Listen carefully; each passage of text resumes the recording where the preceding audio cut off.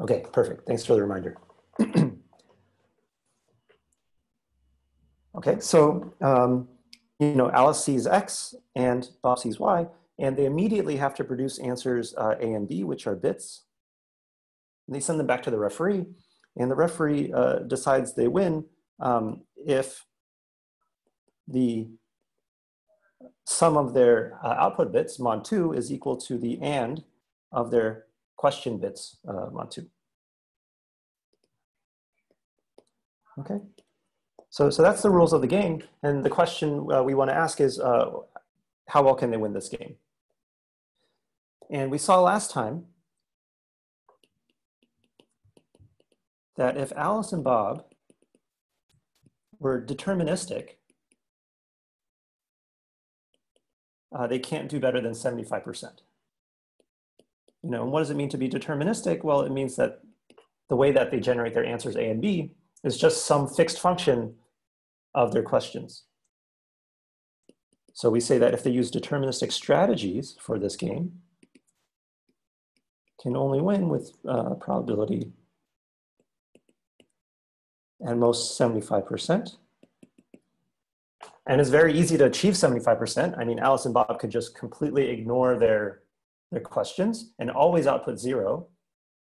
And if A and B are always 0, then this is going to match the AND of their questions 3/4 of the time. And they'll only get it wrong when X and Y are both 1, right?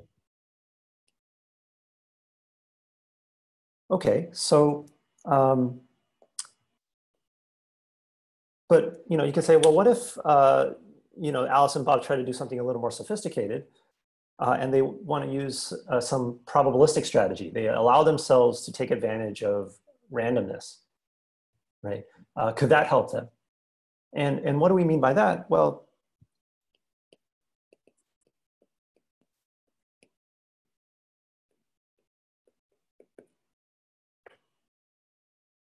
you know, one way to model this is to say, you know, when Alice gets her question, she could, you know, perform some computation on her question and also some random coins that she's generated, some randomness that she's generated from somewhere. This randomness could even be shared with Bob. So we can model that by saying Alice and Bob, they answer based on a function of their question and also some randomness R. So R is some random variable. Bob generates his answer using some other function, g of y, comma r. And we allow these r's to be the same. Like, you know, they could possibly try to coordinate their strategies by, you know, before the game starts, they'll flip some random coins. So they have coordinated random coin flips. But when they separate, they, you know, they can't talk to each other, but they still have this R. And they generate A and B in this way. Right, so this is called a probabilistic strategy.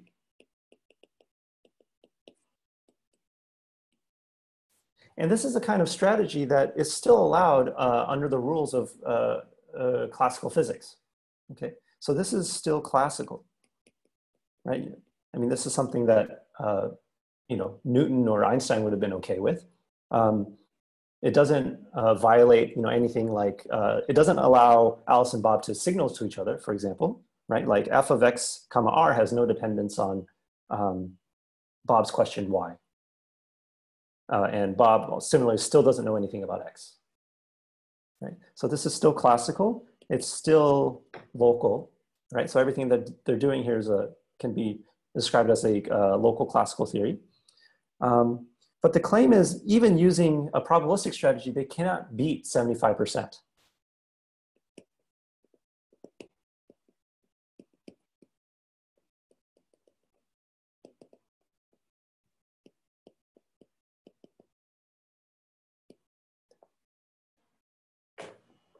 Right, so this doesn't help them. And does anyone see why this might be the case? Why having this probabilistic strategy doesn't do better than deterministic? I think you can like integrate over R and then use like similar arguments as last time. Exactly. So you can say, well, suppose that, you know, Alice and Bob picked the best possible probabilistic strategy for winning this CHSH game, right? Maybe it does better than 75%. And, you know, the probability that they win is, well, if you sample X and Y at random, and they also sample this R according to whatever distribution, doesn't matter what it is, what is the probability that f of X comma R, X or G of Y comma R is equal to the and of X and Y? Well, whatever this number is, there has to be at least one value of R that achieves, like if you fix that value of R, achieves this probability, right? So just this, you know, works by some averaging argument, right? There exists at least some R star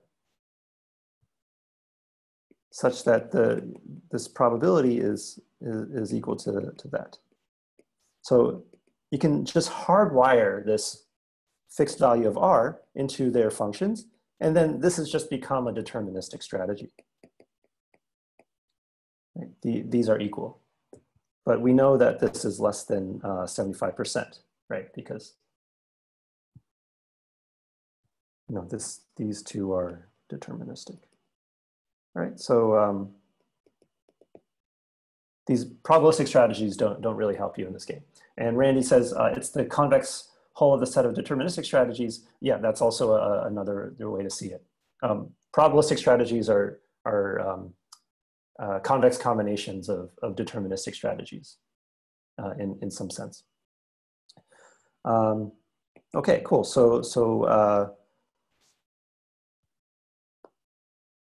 that's what we, you know, when we talk about local local classical strategies, that's what we mean. We mean in the most general way, probabilistic strategies, but we might as well just analyze deterministic strategies.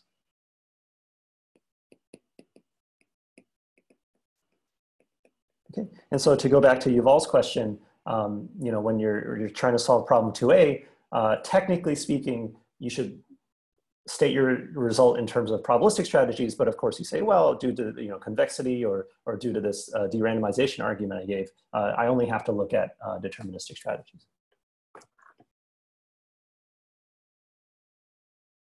Okay.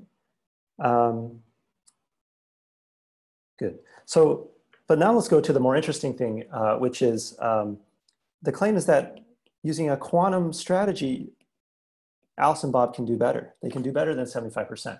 So I'll describe a quantum strategy and we'll see how it works. So let me quickly pull up my notes on this. All right, so before the game, sorry?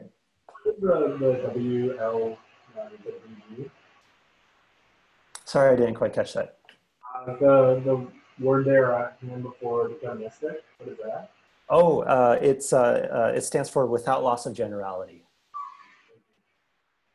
Yeah, so that's just a shorthand. Yeah. Okay, so quantum strategy. So let's say before the game starts, Alice and Bob, you know, they're sitting together, they're running some physics lab, and they generate 2 qubits in the state of the EPR pair. And then they generate it, so Alice will take one particle and Bob will take the other particle, and they separate far away. So Alice has, you know, 1 qubit, Bob has another qubit. These are entangled, and these qubits are in the EPR state, right? Which is the equal superposition of 0, 0 and 1, 1, right? So, you know, just to be perfectly clear, this left 0 is the qubit that Alice has, and the right 0 is, and 1 is the qubit that Bob has. Oh, I mixed up my colors, but okay. Now, what happens when they get their questions? So when Alice gets her question X and Bob gets his question Y, they're going to do some local measurement on their qubits, and based on the measurement outcome, that will determine their answer. So I'll have to just say, depending on the questions that Alice and Bob get, what measurements they do. So I'll describe it in terms of observables, which we talked about last time. So when Alice gets x equals 0, the observable that she measures on her qubit is going to be the Z observable, right? Which is this poly Z operator that we talked about last time. When she sees her question as x equals to 1, she'll measure the X observable, which is this other poly matrix. Okay, you know, these observables, like we saw last time, they're actually two outcome observables, right? It's either going to give you a +1 or a -1. And we'll do the following mapping. So if it's +1 outcome, this corresponds to answer A equals 0. And if it's a -1 outcome, this will correspond to answer A equals to 1.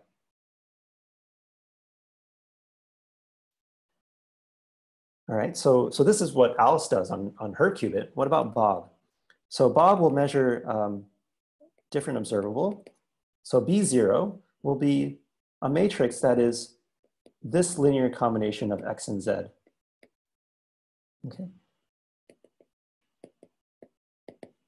And when he gets question Y equals to 1, he will measure this observable. So it'll be X minus Z over square root 2. So this might look a little weird, but one thing that you can verify, and you should check this, is that B0, B1 are observables, right? They're Hermitian, they're unitary, and so therefore they define an observable. So they also have +/-1 outcomes, right? So like I said, observables are nice ways of packaging projective measurements. We saw last time what projective measurements Z and X observables correspond to. B0 and B1 also correspond to some other basis, and you could calculate what that is. But actually, we won't need to do that here. There's we'll calculate what, how to calculate the measurement probabilities when they measure these observables. Okay. Hopefully that makes sense. And I'm done writing down the strategy. So I've said, they both share a state, and I've told you, how they generate their answers. So we just have to calculate, well, what are the probabilities that their answers produce winning answers?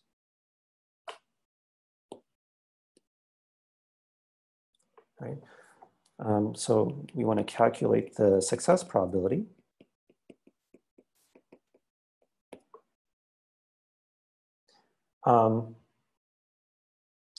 So let's start with, the case that Alice and Bob both get 0.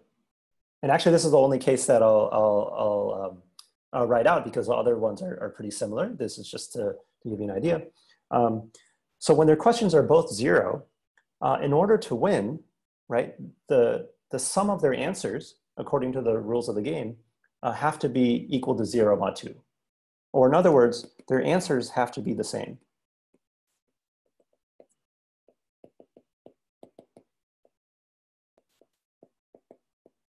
Right? So we just need to calculate, well, what are the probabilities that they produce matching answers? Okay, so a couple questions. Waleed asks, how would you see that? I guess that's referring to Randy's question. Maybe we can answer that separately, or maybe someone can answer in the chat. Yuval's asking, is the same mapping for Bob's measurement results? +1 means B equals 0, -1 means B equals 1. Yes, same mapping. So, yeah. Okay. So we want to calculate the success probabilities. And so let's think about, we can think about it in the following way.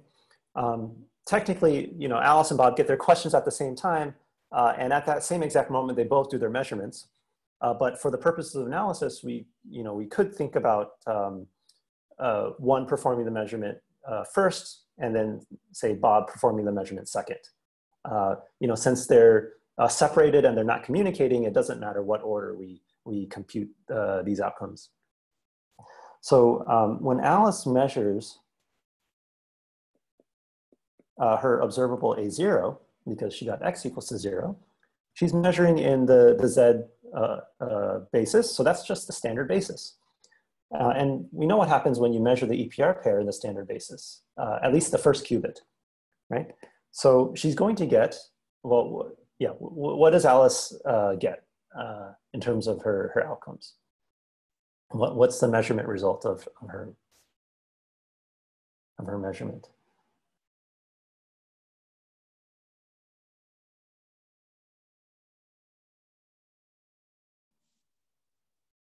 Okay, so Hugh says, oh, and also, by the way, it'd be great if possible, you should just, you know, jump in and unmute yourself and say it. Because sometimes I'm not looking at the chat, so I don't know what people are saying.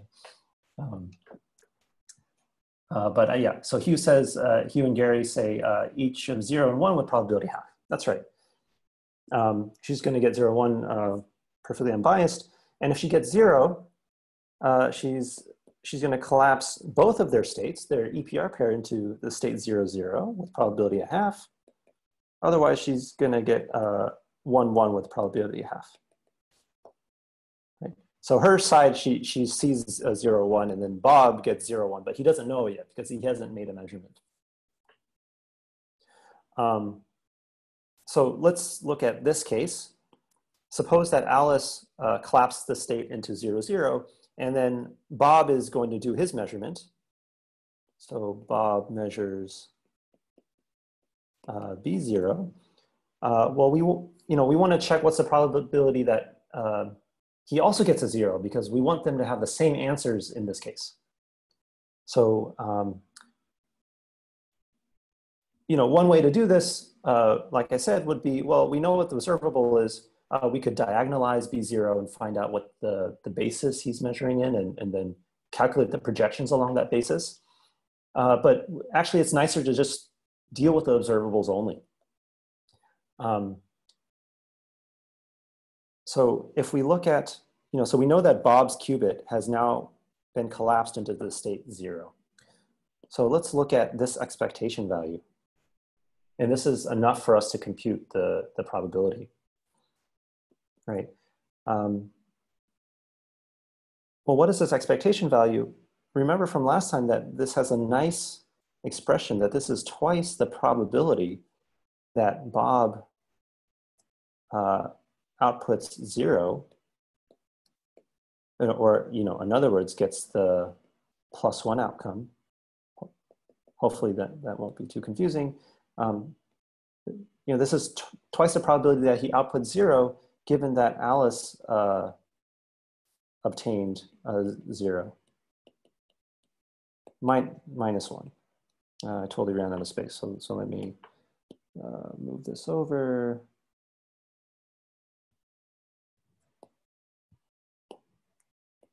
Right? And this is the probability that we're interested in. We want to know that he obtains 0 at the same time that Alice obtains 0. Sumner is asking, are we calling +1 measurement of Z on Alice's state, her measuring a 0 or 1? It's 0. Yeah, so, you know, the way that I described the CHSH game is, you know, they're outputting 0 or 1 values, but with observables, the eigenvalues are + or -1, so we have to do a translation. And I'm translating by saying +1 corresponds to 0, -1 corresponds to bit 1.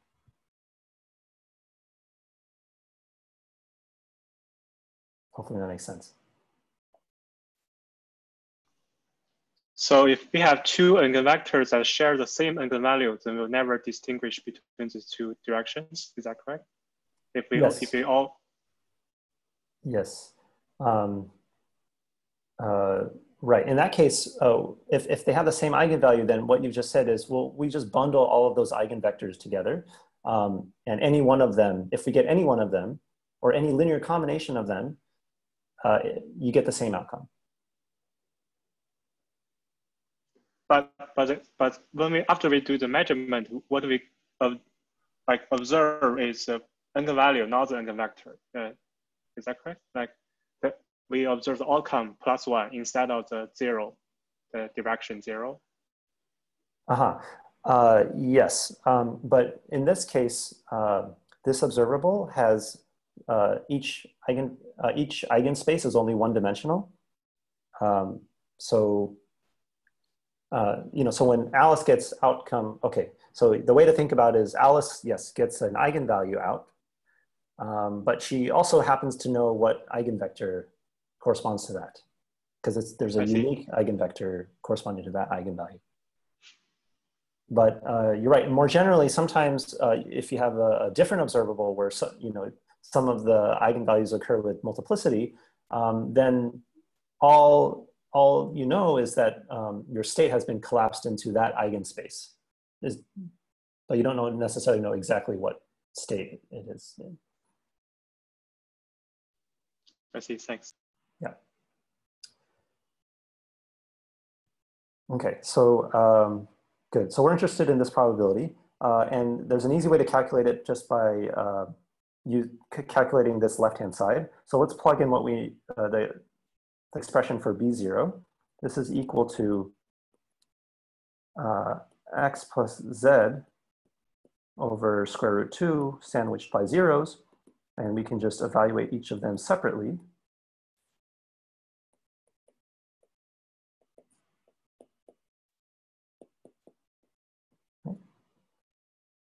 So what is x sandwiched by 0? So remember that x is this matrix here.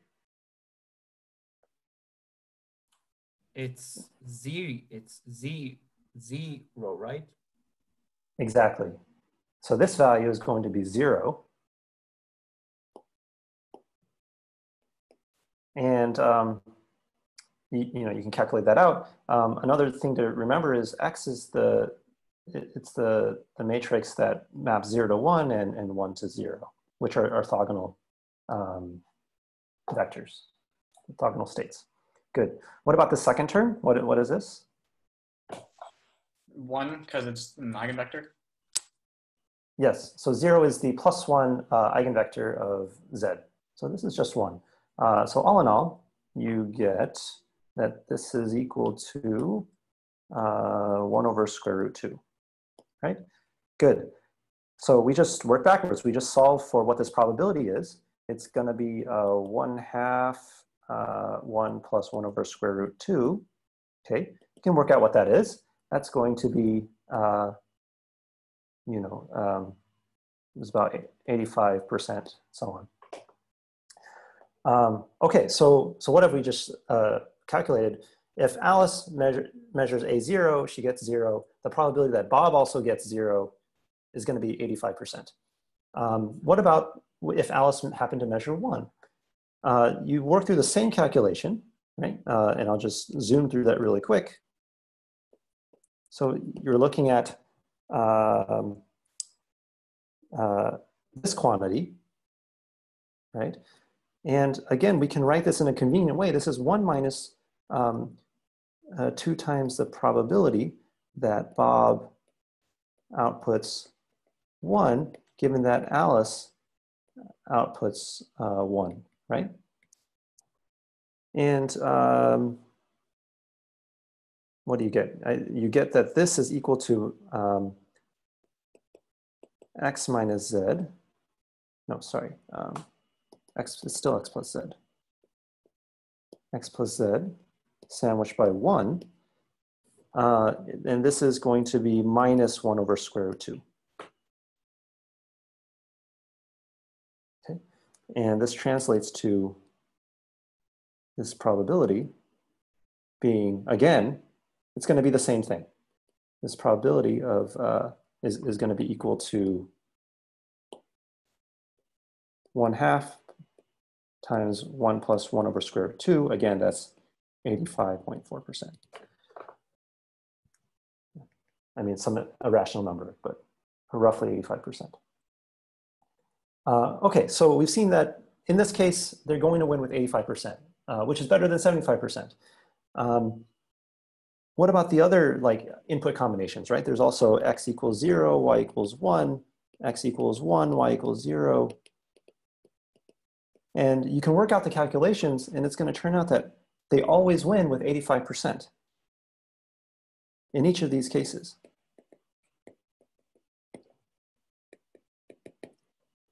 Okay, 85.4%.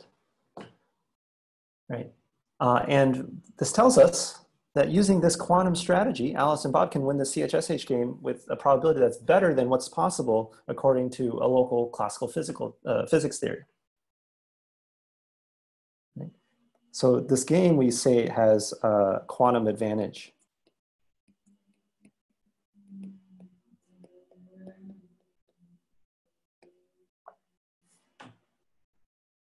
And it's, you know, you really have to sort of like just sit down and kind of like ponder this. It's really weird. Like somehow Alice and Bob are able to generate these correlations that allow them to win this game. But these correlations are not enough to, for example, help Alice send a signal to Bob faster than the speed of light. Right? So there's just something really weird and different about the correlations that come from this EPR pair or from entanglement more generally. And this advantage comes from entanglement. So a couple things. One is, to me, at least in my mind, I find that this is like one of the nicest ways to kind of explain what is quantum entanglement, right? Oftentimes, if you look at like popular science articles, they'll say, oh, entanglement is this like weird, spooky action at a distance, blah, blah, blah. And it's, I find that's kind of misleading and vague, and it doesn't really tell you much. The CHSH game gives you a very crisp and concrete way of saying entanglement is the thing that allows you to win the CHSH game better than what's possible classically. It generates these stronger correlations between Alice and Bob.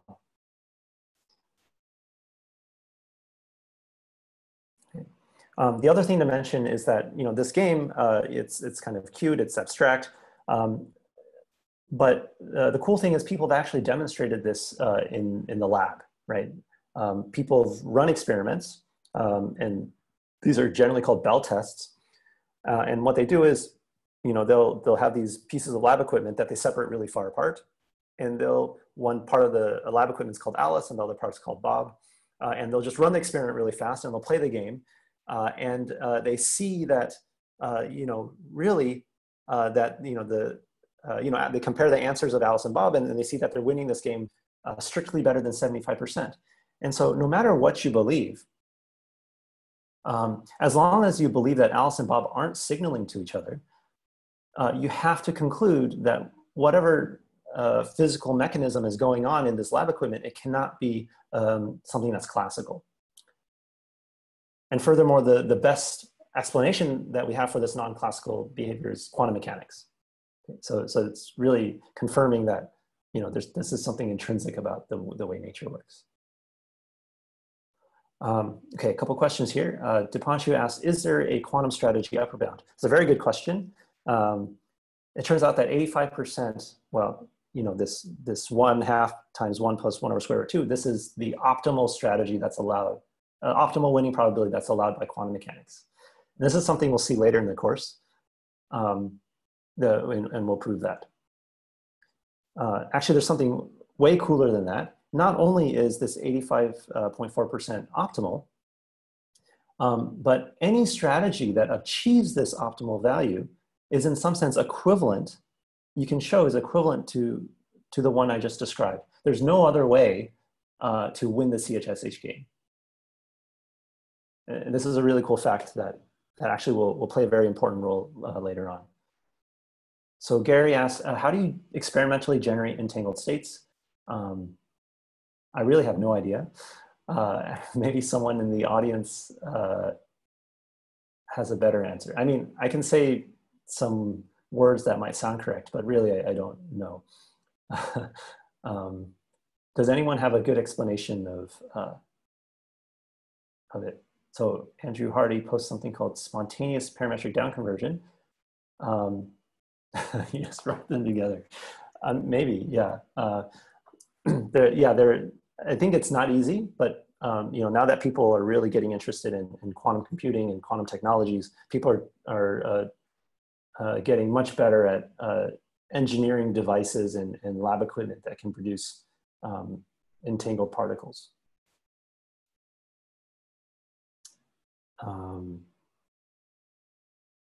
Actually, you know, you don't, if someone could, actually this would be great, if someone could find a really simple explanation of, you know, maybe the simplest way to generate quantum entangled particles and could, you know, some like 15-second explanation, that would be great. It doesn't have to be now, but if someone figures it out, I'd be very interested in hearing. Cool. Let's see. So I think that's all I wanted to say about the CHSH game. Any other questions?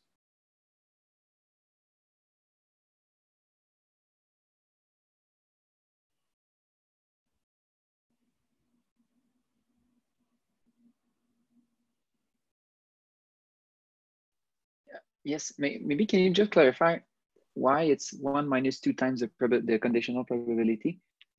This part I kind of missed.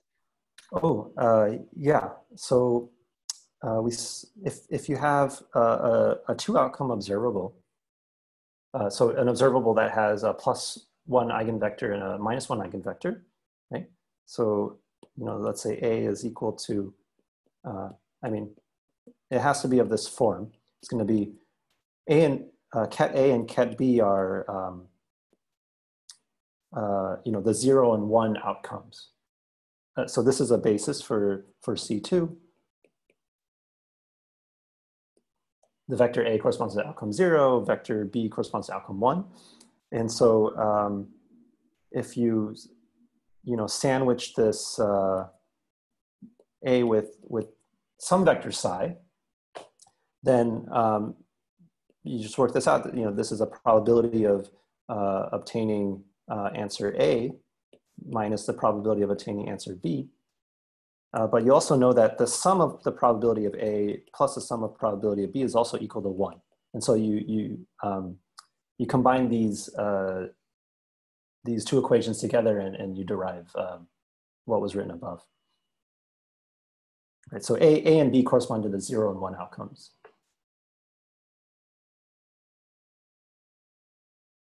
Does that make sense?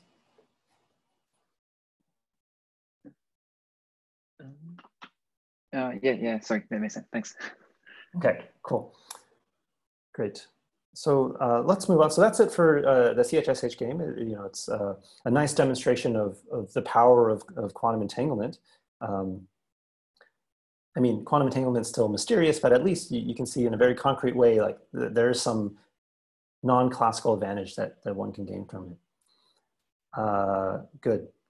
So I'm going to move on to something completely different. And this is really going to dominate our discussions for like the next few weeks. And this is the section called Hamiltonian Complexity.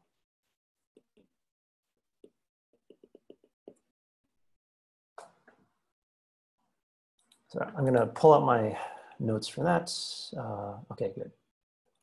So what is Hamiltonian complexity? It's the study of quantum constraint satisfaction problems.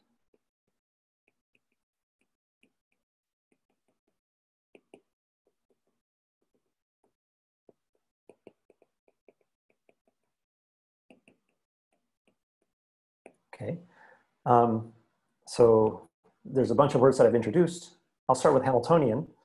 So Hamiltonians is a term that comes from physics, and it's the primary way that quantum systems in physics are modeled. So when you're talking about some physical system, like let's say there's a bunch of particles floating around and there's some forces acting on these particles, Hamiltonians are how physicists give a description of that system, right? And a large part of what people do in physics is, you know, you first have some physical system of interest, maybe you see it out in nature or in the lab, and you want to model the system as a Hamiltonian. right? This is some mathematical object. And then you want to try to solve this Hamiltonian in order to calculate properties or make predictions of this physical system. Right, so in physics, this is my cartoon picture of what physics is. You model a physical system as a Hamiltonian. And then you solve Hamiltonian to make predictions.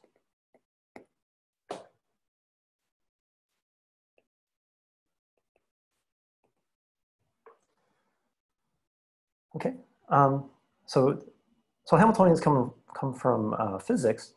The computer science view of them is that you can view Hamiltonians as quantum analogs of constraint satisfaction problems.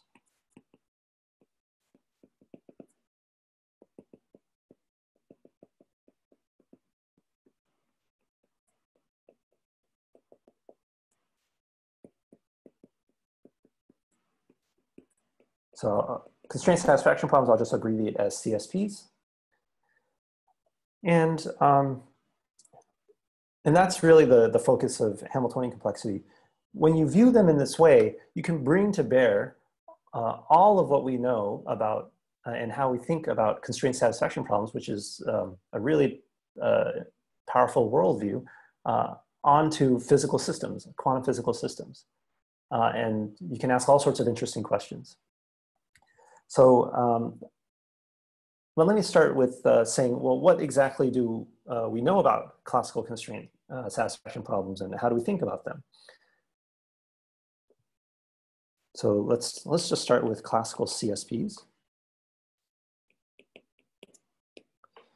What do I mean by these? I'll give a couple examples. I mean, I think most people have some intuitive feeling or understanding of what a constraint satisfaction problem is, but I'll list a couple of precise examples. One example of well, in the most general case, we often talk about k-local CSPs, and an instance of such a thing is you might have, say, n variables, and let's think of them as Boolean for now. Okay, so x1 up to xn can take values 0 or 1. And then you also have constraints on those variables. So the constraints, let's say we have m constraints.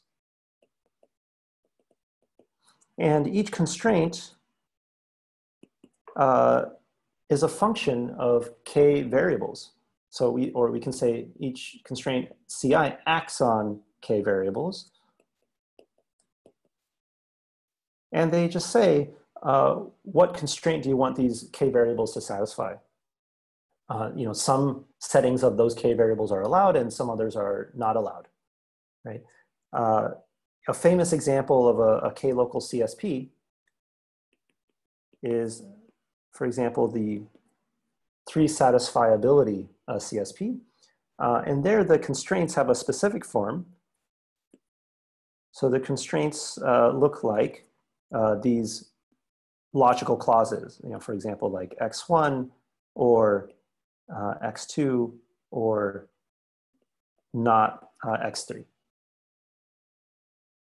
But in general, you can have more different kinds of constraints. But you know, this is just one example. Okay, and you know, given an instance of a CSP, you know, you have some variables, you have these constraints. You generally want to find, is there a way, the main question is there a way to find a setting to these variables that satisfy all of the constraints, or as many constraints as possible? So the goal is find an assignment to the variables that satisfy all, or as many as possible,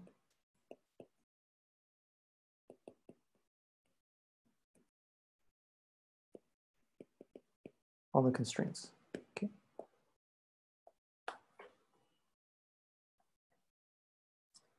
Okay, so that's like the most general formulation of a constraint satisfaction problem.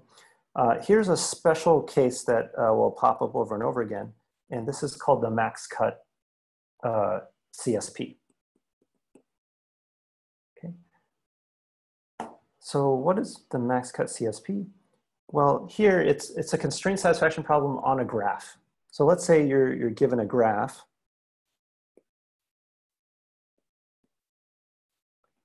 Okay, so a graph has some vertices and some edges.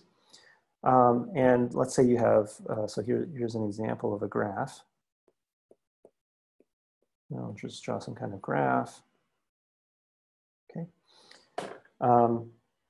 You want to, the goal of this max cut problem is you want to partition the vertices into a left half and a right half in a way that maximizes the number of edges that are crossing left and right, that are crossing the cut.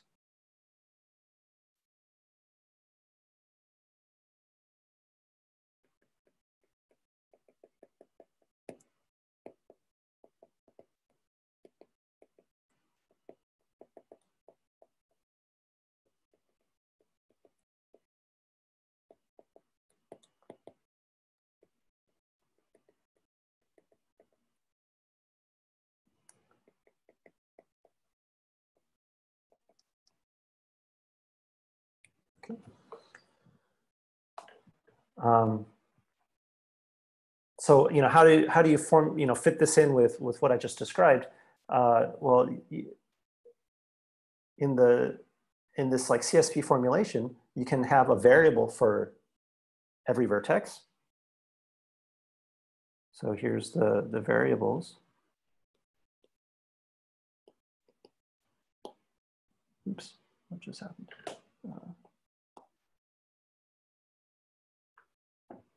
So you have variables x sub v.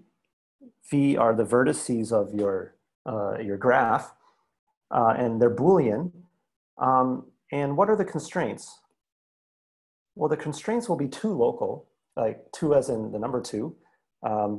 And there's a constraint for every edge. So there's a constraint C sub E for every edge. And C sub E is a constraint that's the assignment of 0 or 1 to the vertices on its endpoints are different.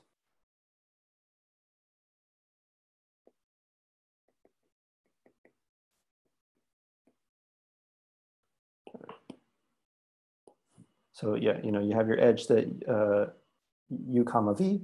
And so you can think of the variables as specifying whether the vertex goes in the left or right half of the graph. And the constraint is just trying to say, well, let's maximize the number of disagreements along each edge. Okay, so finding an optimal assignment of these XV variables that maximize as many, satisfy as many constraints as possible is, you're basically finding a max cut, right? Does that make sense?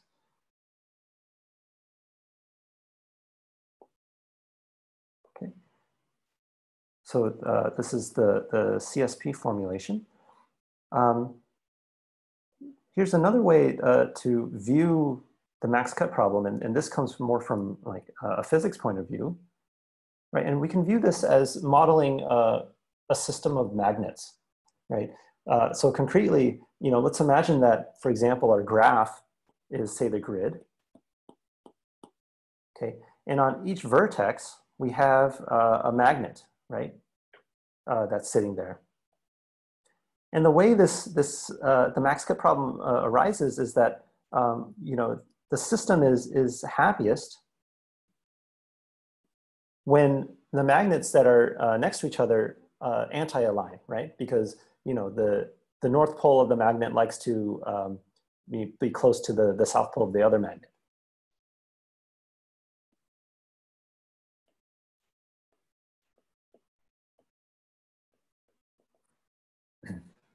Right? So you put all these magnets on this grid, what configuration do they end up in? Right, and so you can imagine that the system, like the physical system, is trying to solve the max cut problem, right? It's trying to get to a state where as many edges are satisfied, right? Where there's anti-alignment between the magnets that are adjacent.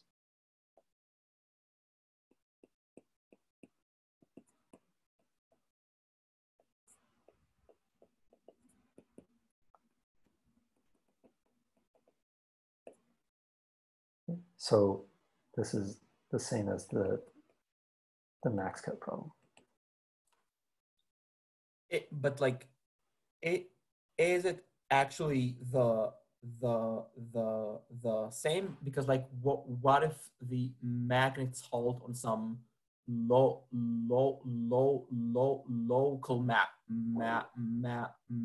maximum, which is not the optimal one, but like they have no incentive to change?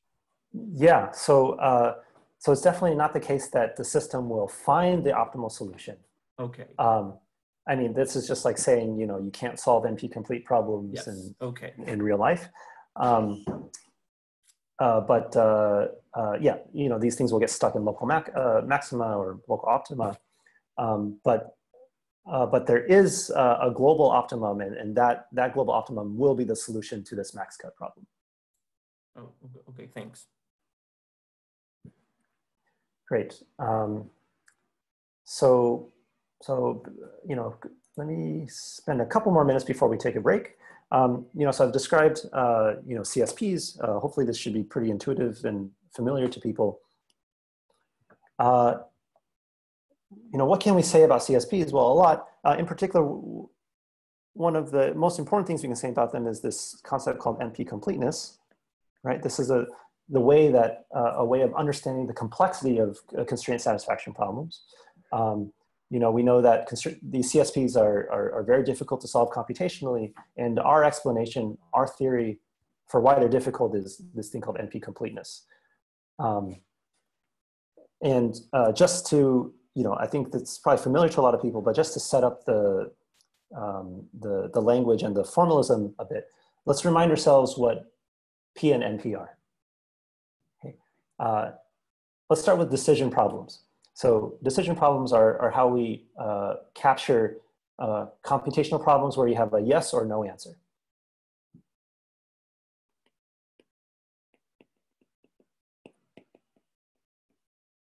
Okay. A decision problem is L. We also call it a language, if you've heard of that before. We think of this language or decision problem as consisting of two sets.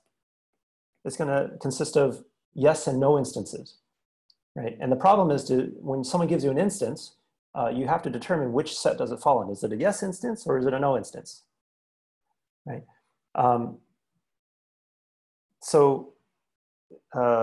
Just an example would be decision problems could be the decision problem of determining whether a number is prime. The yes instance of primes would be all prime numbers.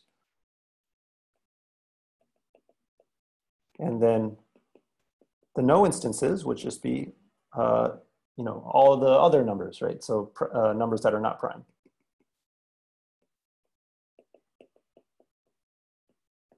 An instance of the primes problem would just be a number, right? Someone hands you a number and you have to determine, is it in the yes instance or no instance? Is it prime or not? Okay, so that's what a decision problem is. And complexity classes like P and NP are a way of categorizing decision problems. Right, so the class P, which stands for polynomial time, equals the set of all decision problems that are solvable in polynomial time.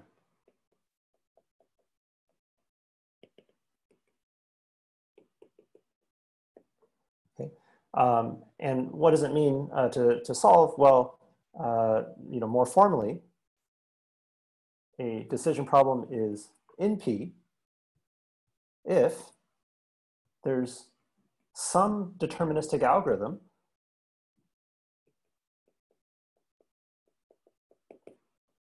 And this algorithm will depend on your decision problem L. So what does this deterministic algorithm do? Well, it satisfies a couple properties. One is that it runs in polynomial time. Okay, so it has to be efficient. And if the instance that you walk up with is a yes instance, so if it's a yes instance of your problem, then when you plug in the instance into your algorithm, it's going to spit out 1. And otherwise, if it's a no instance, then your algorithm will say it's a no instance. It'll spit out 0. Okay? So this algorithm will determine whether instances are in the yes or no.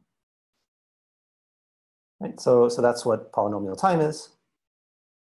Hopefully you're all familiar with that.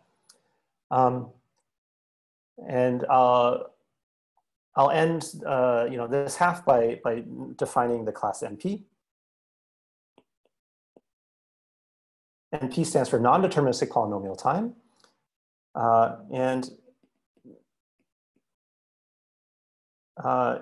You have an NP decision problem if there's a deterministic algorithm. It's going to look very similar. You have a deterministic algorithm A, but not only does it take in the instance X, it also takes in this additional input Y, which we'll call a proof. Okay. Again, A runs in polynomial time, right? But here's where things get a little different. If you have a yes instance, this algorithm A might not necessarily know how to decide it by itself, but it gets this additional piece of information, this proof, to help it determine this, that this is the case. If X is a yes instance, then there's some Y such that A of X comma Y equals 1. Otherwise, if X is a no instance, then there's no proof that would convince this algorithm that X is a yes instance. Okay. And also Y needs to be polynomially bounded. Yeah, sure. Yes. So I guess what I should say is that A runs in polynomial time in the length of X, and so that will force Y to also be. So it has to run in time that is polynomial only in the size of X, right? So this proof can't be like exponentially long. It has to be also polynomial length. But this short polynomial length proof will help A figure out whether X is in the yes or no case. And so we don't think of A as solving this problem necessarily, but it's really verifying membership, whether X is a yes or no instance. So we call A a verifier. Whereas, in the P case, this algorithm A we can think of it as the solver. Okay, so, this is the definitions of P and NP. And I think now is a good time for maybe a 5-minute break. So let's come back at 5:10 Eastern time. Feel free to answer any questions that people might have in the meantime. In the last statement, you said if X is the limit of L no, is it for all Y's or there exists a Y? It's for all Y's. So it's saying no matter what proof someone tries to come up with, they cannot, fool this verifier A into believing that X is a yes instance. Okay, I see. Yeah, thanks.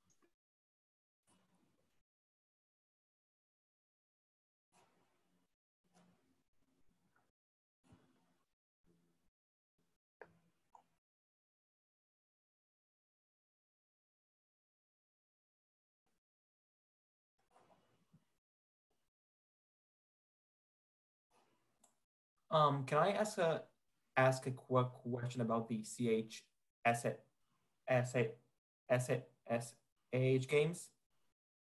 Yeah, go for it. So like, if I understand it conceptually correctly, like entanglement allows you to circumvent around the fact that A and B cannot communicate like they with one another. So like, how much stronger it is than communication. So assume that now you would not get like one instance of this game, but you would get like n instances of this game, and you would allow A and B to communicate, but not too much. Say they can communicate with square root of n bits. Is then still like in that model, does quantumness still beat classical communication? That's a really interesting question. I don't know. I don't know if anyone's looked at what happens if you, let's say you play, n repeated instances of CSH, but you allow some limited, like sublinear amount of communication. Yes. That's a fantastic question. There has to be some trade-off. Yes. The question of what trade-off that is and whether quantum gives you an advantage, I'd have no idea. So you're saying it's a good idea for a project. That would be a phenomenal thing to look for a project. It'd be related to these what's it called? These direct product or direct sum results in communication complexity. Yes. Yeah. If you want to work on that, that'd be great. I'd love to talk about it too. Mm-hmm.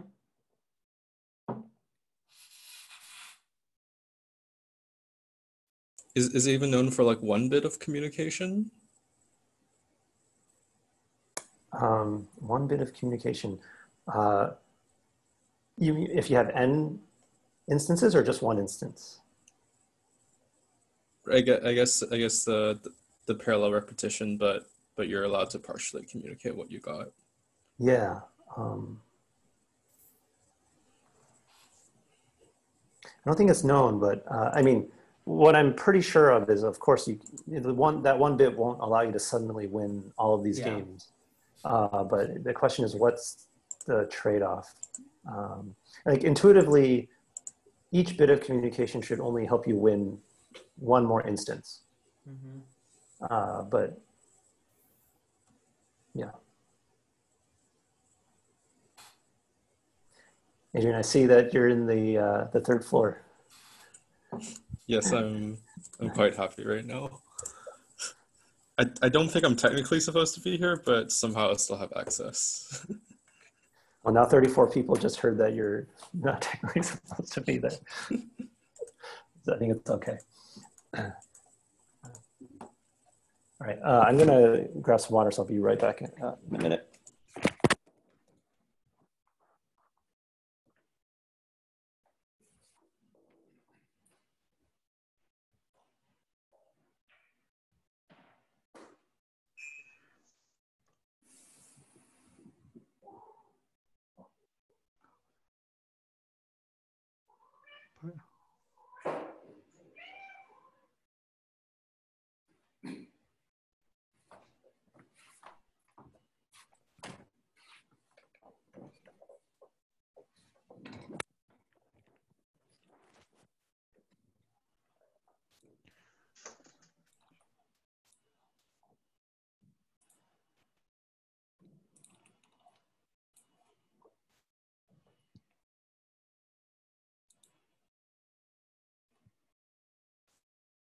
Okay,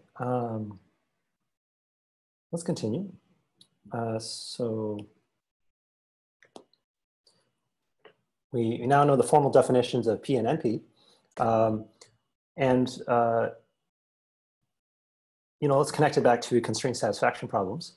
So all CSPs are NP problems. And, why? And so what do I mean by that? so let's take the decision problem that corresponds to 3 set. So if someone gives you a Boolean formula, sorry, phi, and you want to determine, is it a satisfiable Boolean formula? This might be hard to solve on your own, but if someone could prove to you that it is satisfiable by giving you the satisfying assignment. Right? So let's say phi is an instance, right? So an instance means it's a bunch of constraints on the variables. To prove that phi is satisfiable, you just need to give a satisfying assignment as the proof.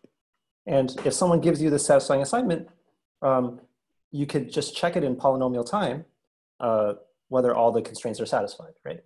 On the other hand, if phi is not satisfiable, then there's no proof that someone could give you that would convince you that it is satisfiable. Right? Okay, so that's clear. So all CSPs are, as decision problems are in NP. Well, what about this max cut problem, right? So the way I described it, it's not a decision problem, right? Because there I said you're trying to just maximize the number of constraints that you can satisfy, but we can formulate it as a decision problem.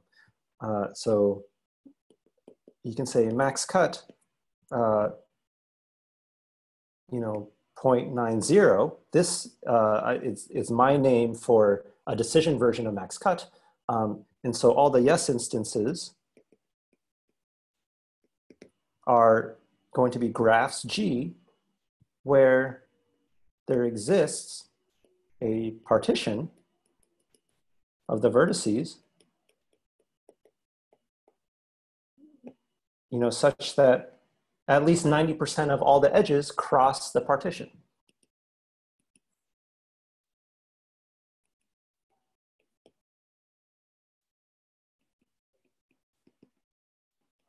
Okay, and then the no instances will be, the graphs that don't.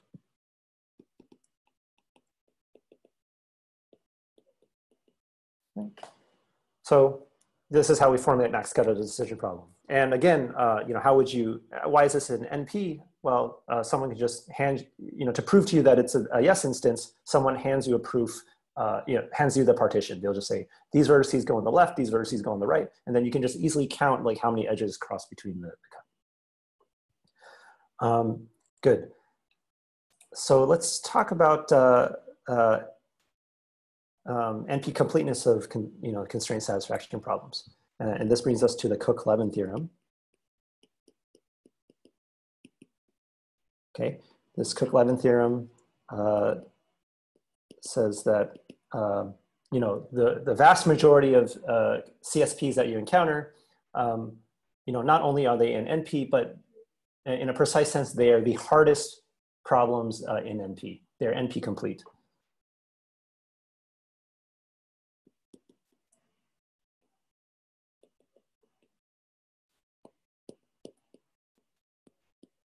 Okay. If you can solve any of these CSPs in polynomial time, then you can solve all of NP in polynomial time. Okay, so the Cook-Levin theorem, it's named after Steve Cook, who's professor emeritus at U of T, and also Leonid Levin, who at the time when they formulated this, he was in the Soviet Union. More precisely, it says that suppose you had some decision problem that's in NP. It doesn't have to be a CSP. It could be some other NP complete problem. You can efficiently transform this decision problem into instances of this decision problem into instances of, say, 3 set. So let me write a different way.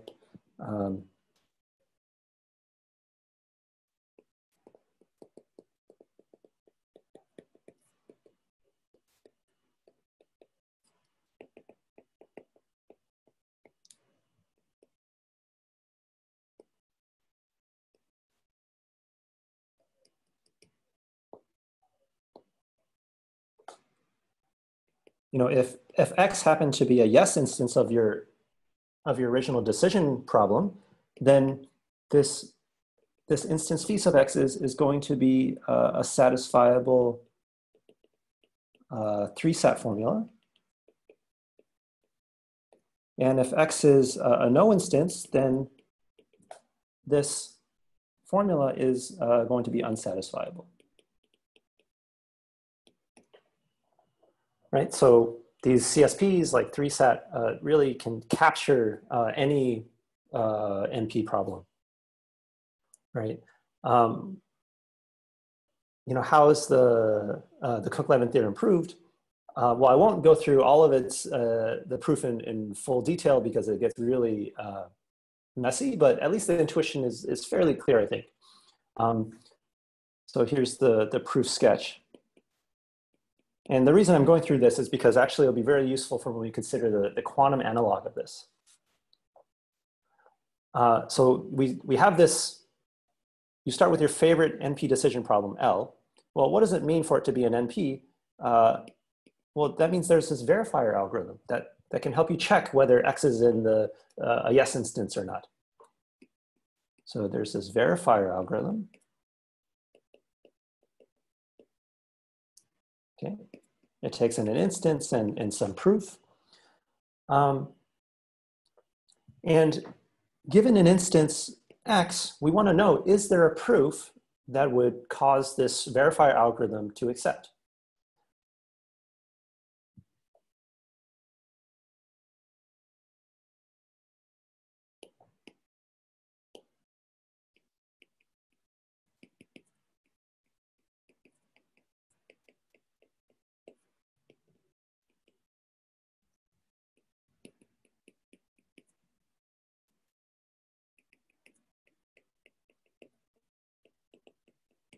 And this question, we want to formulate it as a question about satisfiability. So let's get the following mental image in our heads. This algorithm A, first let's imagine it as an algorithm that's running on a Turing machine. Okay, Turing machines, it's this like mechanical computer. It's some idealized model of computation.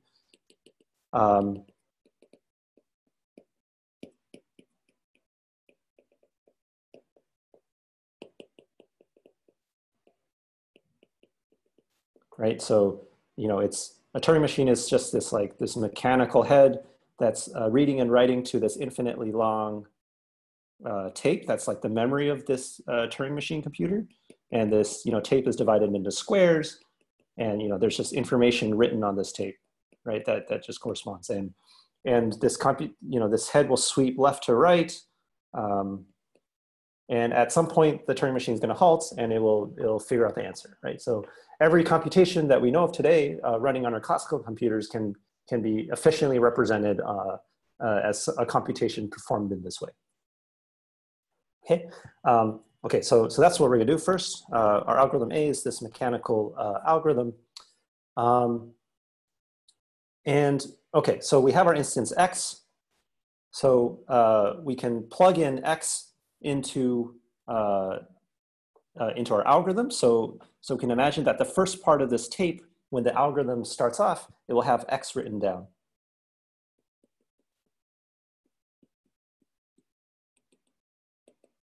And we want to know is there some proof string Y that could come from the sky that you could write down on this second part of the tape that once you start running this algorithm, it's going to accept.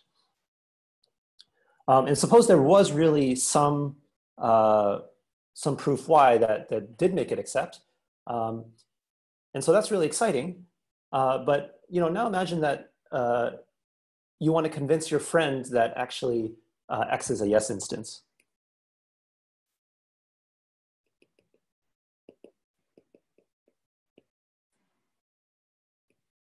Actually, maybe I won't write this, I'll just say it. So you want to convince your friend that X is a yes instance. But unfortunately, this Turing machine that you have in front of you, it's like way too heavy to transport to your friend's house. Your friend also doesn't have any Turing machines of her own. All she knows is just some description of this verifier algorithm A and X. So imagine that while you were running this Turing machine in your home, you took a snapshot of this entire configuration of this Turing machine at like every instance that it was running.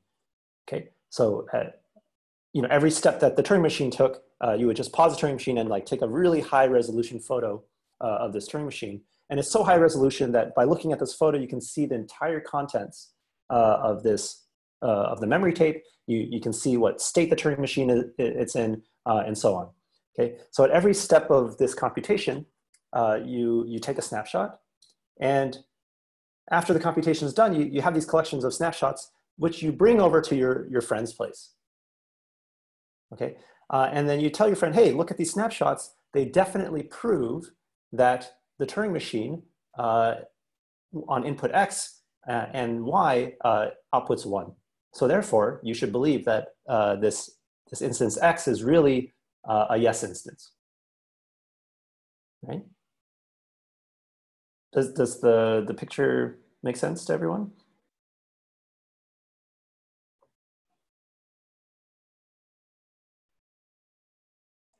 Okay, so how does your friend actually verify that the snapshots, these pile of photos that you've handed to her, really, certify this, right?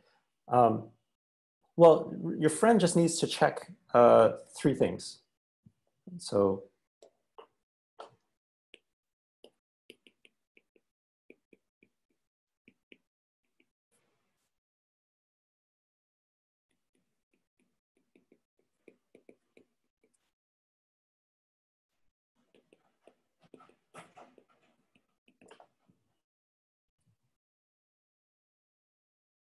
okay, so we can, one way of thinking about it is to sort of view, if we put all these snapshots together and just lay them on top of each other, right? So here we have snapshot S0, snapshot S1, and most of the snapshot will be occupied with like the contents of the memory tape, right? So in the beginning, the snapshot 0, it'll say, well, the tape starts off with X. It has this purported proof string Y, and maybe the rest of this is initialized to 0.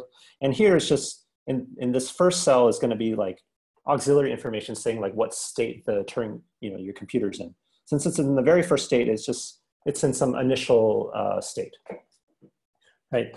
But then, when the Turing machine evolves, the contents of the memory tape will change, and this state will also change, right? So it might be some other state.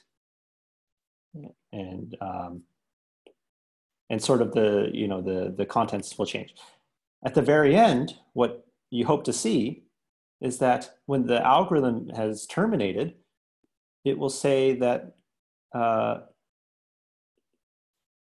the algorithm outputs 1. And when the algorithm outputs 1, I want to say that this is an accept state. Okay, if the output is 0, then we say it's a reject state. Right? So your friend sees this table. We'll call this the computational tableau. Okay.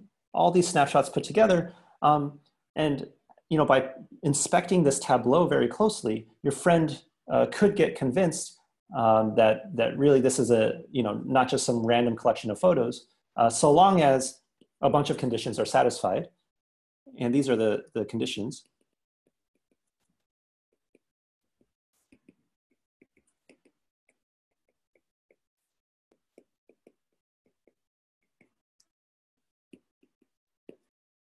One is the condition that starts okay. It just means that the first snapshot S0 starts off in the init state, right? The computer's initialized property.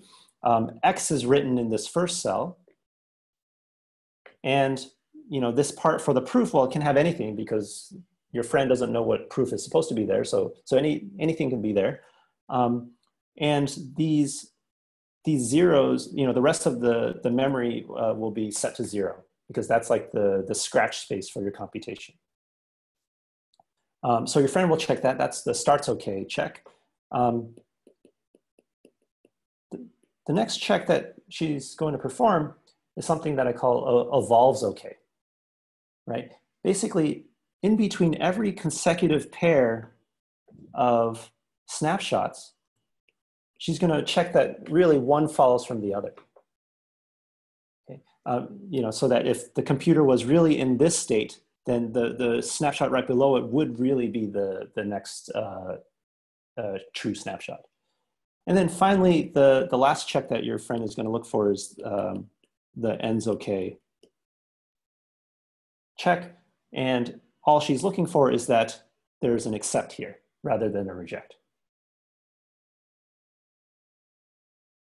And if the snapshots that you've handed to all your friends really satisfies each of these checks, then by golly, like they have to accept the fact that X is a yes instance.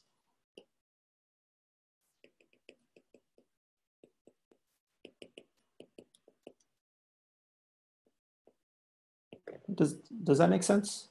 Is it clear to people why if all of these checks are okay, then this definitively tells you that X, this original instance, is a yes instance?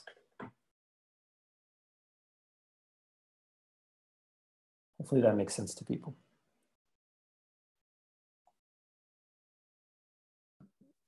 Henry, sorry, can I ask a quick question? Mm-hmm. Yeah, like how do you like what would be are there like constraints on how to check if the evolution is okay, or like between two states, or like how do you like do that? Good question. Yeah. So yeah, what is this evolves okay? Like what exactly are you looking for? So that part gets kind of intricate, but you can imagine that what is a Turing machine doing? Let's say a Turing machine starts off in let's say, you know, some intermediate state like this one. Okay. So the Turing machine is based on the state. You know, we said this Turing machine is that the head's going to be at some certain location, and that location will be indicated somewhere in this state register, right? So this state here will say that the Turing machine head is on cell 1000. So you say, okay, well, I'm going to put the Turing machine head here. And then based on the state, the Turing machine head is either going to change the symbol here, like it's going to read the symbol. And then based on that, it's either going to change the symbol and then move the head to the left or the right, right? And that's all it does. But you can imagine that everywhere away from the head and these cells adjacent, all, you know, the rest of the memory contents are going to be unchanged.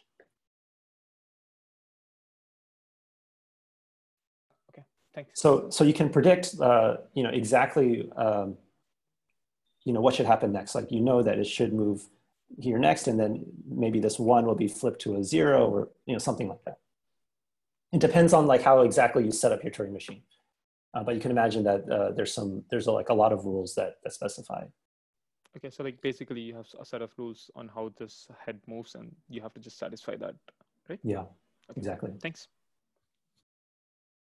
Yeah, so actually that's a great question you brought up, because you know, all of these checks, I claim, you know, how does this connect back to satisfiability? Well, all of these can be expressed as local constraints.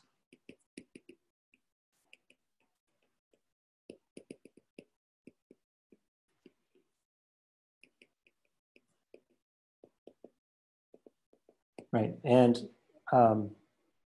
so this computational tableau, imagine now that instead of filling one out, we just introduced variables for every single square of this tableau. So we have a 2D grid of variables.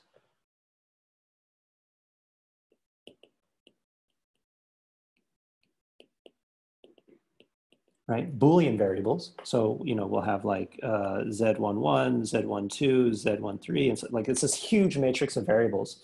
And each of these variables are supposed to correspond to some, you know, you're supposed to set these to 1s and 0s so that it looks like a proper computational tableau. And then for each of the starts okay, evolves okay, or ends okay, you'll have constraints on just a small number of variables. In fact, you only need to have constraints on 3 variables at a time that encode all of these checks.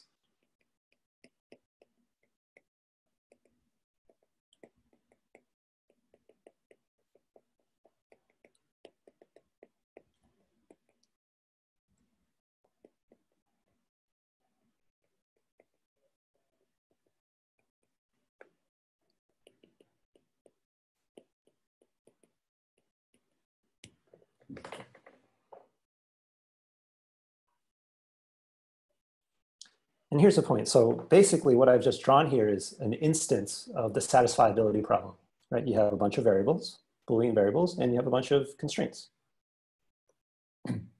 And if you had a satisfying assignment to this instance, like you could set these variables that satisfy these constraints, then that's really, you've just found, you've just spelled out a computational tableau. Okay, and so if you handed someone that satisfying assignment, they would say, okay, it corresponds to a valid computational tableau, and therefore it proves to me that X really was a yes instance. It's really a bunch of snapshots of this computation of this Turing machine A.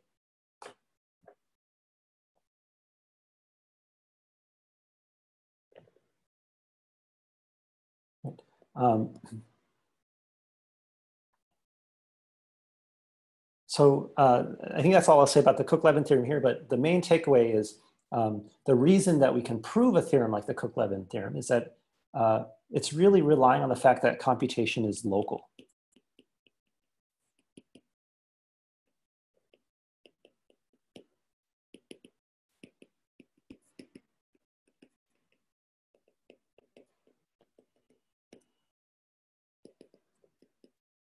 Right? Any computation, you can break it down into a bunch of local steps. And so to verify that a computation has been done correctly, you just need to verify those local moves. Okay.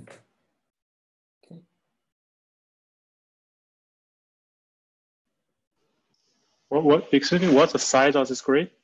It's possible that this grid becomes super like massive. Yeah, I mean, it's going to be terrible, but it's still polynomial. So this grid is going to be polynomial size. So it's still efficient, but of course, if you were to really program this out and see how big this grid was, it'd be super huge. Why is it polynomial size? Well, you know, the number of rows, this is going to be the number of steps of your algorithm, this algorithm A, which are guaranteed as polynomial, right? How many columns does it have? How wide is it? Well, it's going to be dominated by how much memory your algorithm took. But the amount of memory that your algorithm takes is also going to be polynomial because it runs in polynomial time. So the whole grid itself is going to be a polynomial size. I see, thanks. Yeah, good question though. Yeah, in order for this to make sense, it can't, if this tableau was like exponential size, that wouldn't be a very good reduction.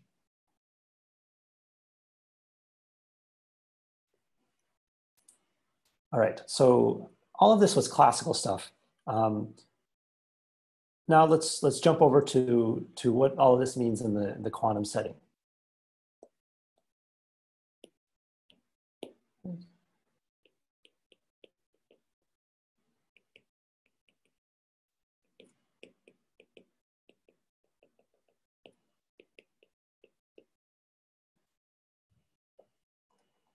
Okay, actually, I think a very useful thing to carry in mind will be this following dictionary that we should just keep around for like the remainder of this, you know, for the next few weeks, right? This is probably the most important thing that I'll talk about today. So it's going to be the correspondence between classical and quantum constraint satisfaction problems.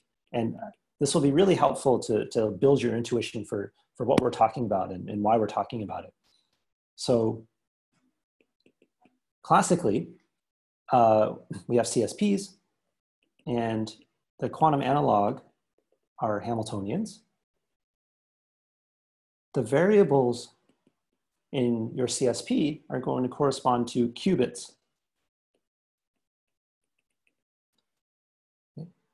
The constraints or clauses of your CSP will correspond to something called Hamiltonian terms.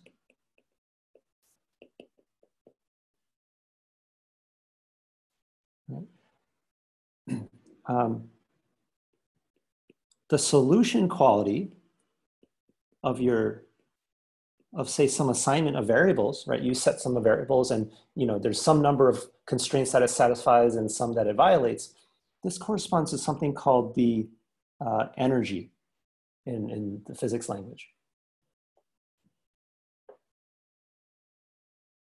If you took an optimal solution of a CSP,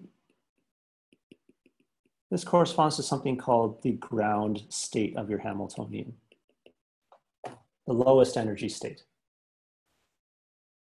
Right? So we have these complexity classes P and NP. The corresponding quantum complexity classes will be something called BQP and QMA, and we'll hopefully get to define at some point today. And this thing that we just described, this Cook-Levin SAT formula, right?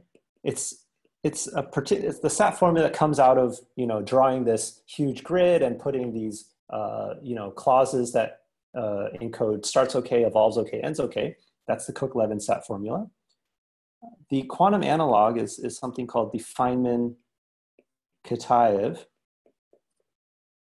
Hamiltonian.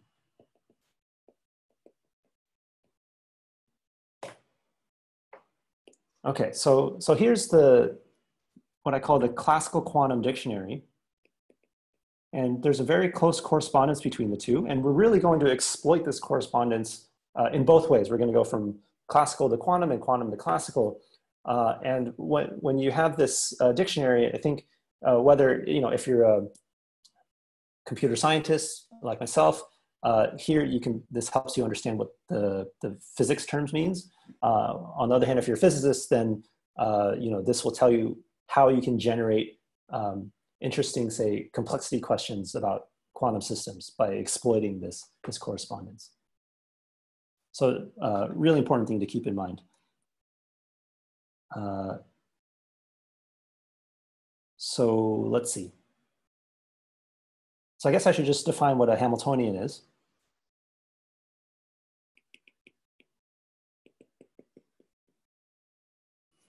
I'll define what a k-local Hamiltonian is, and this is going to be the analog of a k-local CSP.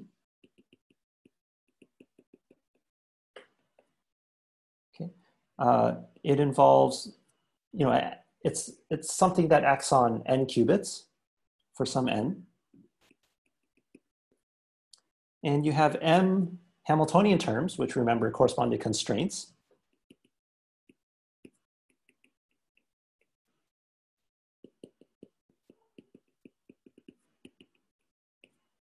Right. What are these things? Well, each HI is going to be a Hermitian matrix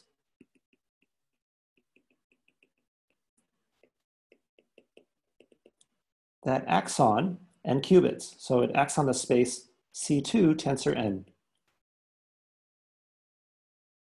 But, you know, so it's going to be a matrix of dimension 2 to the n by 2 to the n, but actually it only acts non-trivially on at most k qubits.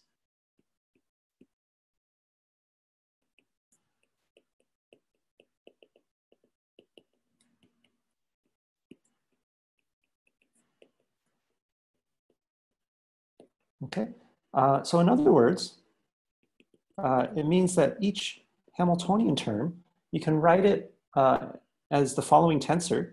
It's some other matrix, little hi, tensor identity, and so forth. The number of identities that it acts on is going to be n minus k. So on n minus k other qubits, it does nothing, but on k qubits, it does something interesting.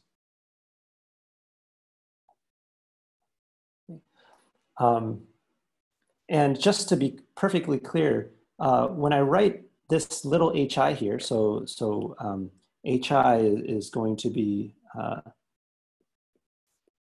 axon C2 tensor k. I mean, it also has to be Hermitian. When I write it this way, I don't mean necessarily that hi acts on the first k qubits of your system, right? Like if you imagine that you arrange your qubits in a line, when I write it this way, it doesn't necessarily mean that it may act on, say, qubits 1, 5, and 16, but algebraically, it's kind of hard to indicate that. So sometimes you just have to infer what qubit's Hamiltonian term is acting on from context.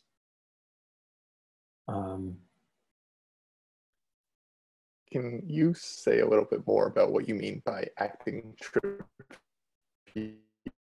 trivially on, like, what does it mean that some qubits it only is? What do you mean by trivial? Yeah, so the question was, what does it mean to act non-trivially on something? I mean, really, I just mean that you can factor the Hamiltonian in this way.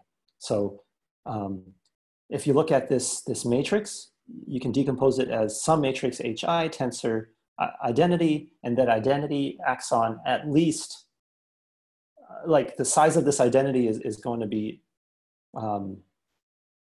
2 to the n minus k by 2 to the n minus k large. So, so like if, for example, let me give an example. So one example, an example of a Hamiltonian term. So let's say you have n qubits.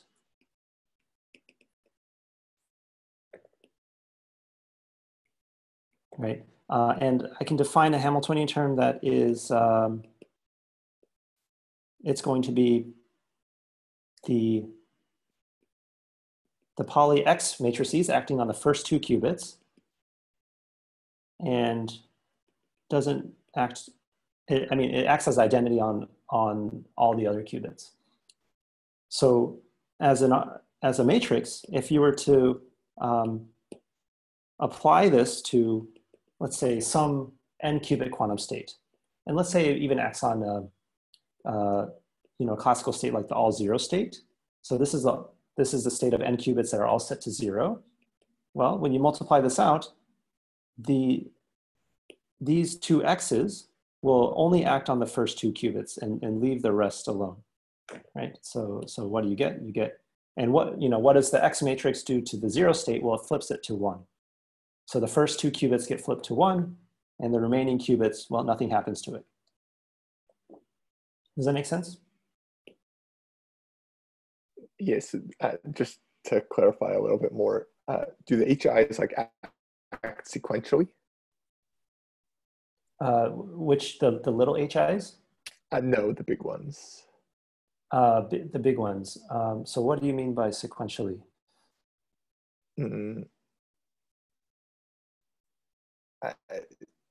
I'm struggling to, formulate, but maybe like, what's the role of all of them together? Are we adding them to one large Hamiltonian? Oh, yeah. So, okay, good. I was going to get to that right now. So, yeah, so each of these HIs individually have some subset of k qubits that they act on, but they could be different subsets for each of the different HIs. And the way this these all interact is we can take them and add them as matrices to get the full Hamiltonian, right? So each of these HIs, they're 2 to the n by 2 to the n, so you can add them up, and you get the Hamiltonian with these terms. Okay, so what do we do with this giant H, right? Like, we've added a bunch of terms together. Well, there's a couple things. So since each of the HIs are Hermitian, when you add them up, H is also going to be Hermitian, right? So it's going to be Hermitian. And since it's Hermitian, by the spectral theorem, we can diagonalize it, right? So H is, you can write it as sum over I times some eigenvalue lambda I times the projector onto psi I, the eigenvector psi I. And these lambdas, they're going to be real eigenvalues. How many eigenvalues are there? Well, there's going to be 2 to the n, because that's the dimension of this matrix.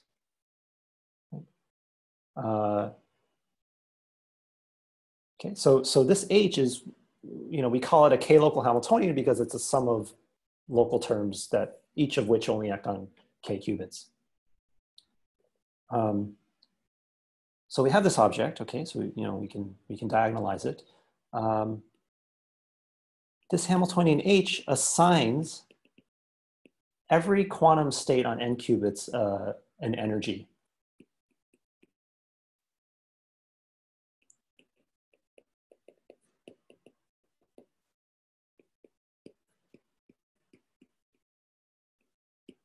Okay, think of this energy as a measure of the solution quality, right, in this language of CSPs. And the way it assigns it is through this number. You sandwich this H with that state, right? So, this is a number. It's going to be a real number. We can plug in our diagonalization of H into here. So we get lambda I, we get phi inner product psi I inner product phi, right? And this is just going to be a real number because you get this inner product and you take the magnitude squared. So it's a real number. This is the energy of the state. And one way to anchor our intuition for what this means is like, think of this as like measuring how many terms are violated. So the higher energy you have, that sort of tells you like this is more and more terms are being violated by this state.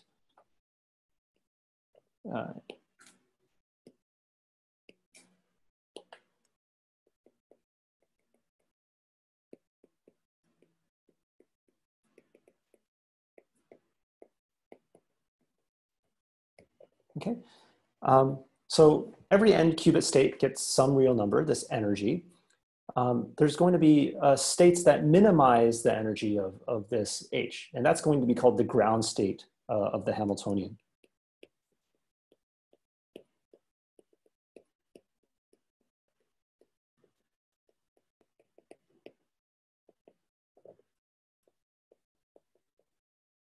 And ground states don't have to necessarily be unique. There can be multiple ground states. So we just say that this is a ground state. And there's a standard fact from linear algebra that any unit vector that minimizes this energy, this quantity, also has to be an eigenvector with the smallest eigenvalue. So, so this lambda 1 is going to be this, so this is the smallest eigenvalue. And it's the minimum energy. So it's going to be what do we call the ground energy. And then the psi 1, right? This is the eigenvector with eigenvalue lambda 1. This is going to be a ground state by definition.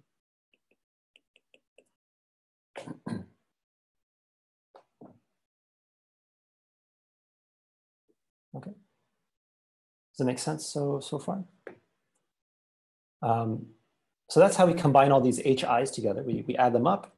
This gives you this giant matrix that has a minimum eigenvector, minimum eigenvalue with the eigenvector. This is the ground state. And this is the analog of finding an optimal solution to a CSP. Yeah. Make sense so far?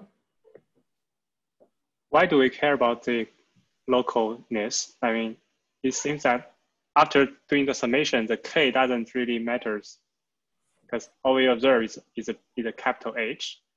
Mm-hmm. And the K, like the localness, doesn't seem to matter anymore?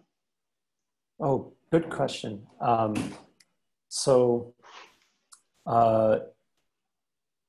You're right. Like if you added up all these little HIs and you just saw the big H, then yeah, it's really hard to tell where H came from. But when we're working with these Hamiltonians, we really remember, we keep track of the fact that they came from these little HIs that were K local. And this actually helps a lot. It's sort of the only reason that we can like get some handle on these Hamiltonians is because they're built out of local terms. And the locality enforces certain properties or structures on H that wouldn't be true in the general case. Maybe another way to say this is, I've defined what these local Hamiltonians are. Why do they, show up in physics, and where do they come from? Well, it comes from the fact that the way we describe physical systems, we believe that systems interact in a local fashion, right? Forces and interactions occur locally. So when we're modeling a system, this brings me to my next point, which is Hamiltonians in physics. Right, so let's say you want to model some physical system. So let's say we had a bunch of particles in some 2D grid.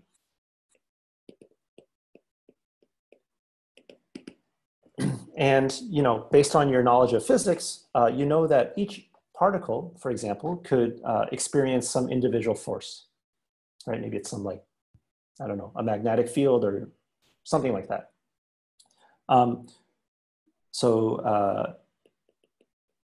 Each particle individually feels a force. This force is kind of like, pushing each particle individually to prefer a certain state, right?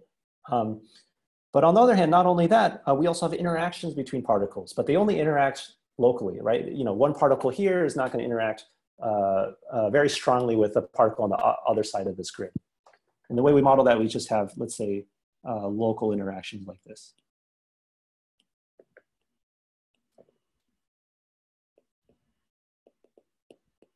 So neighboring particles interact. And the way we model this is we'll just have Hamiltonian terms expressing all of these. So for each, so for the individual forces, we'll have a Hamiltonian term HI. And then for particles, neighboring particles I and J, we'll have a two-local term, a term that acts non-trivially on two particles. And this is like a single qubit term, and this is a two-local term.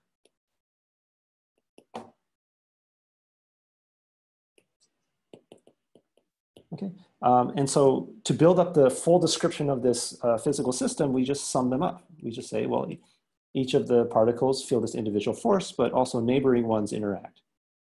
So I connected to J, and this big H is going to be your description of the physical system. And you want to say, well, what's the ground state?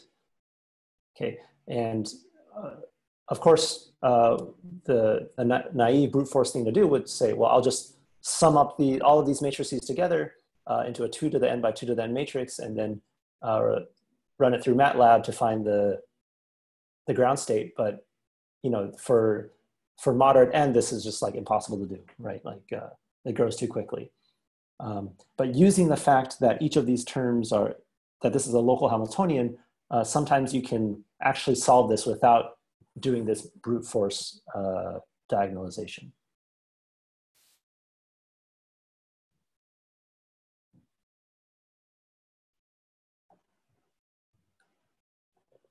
Okay.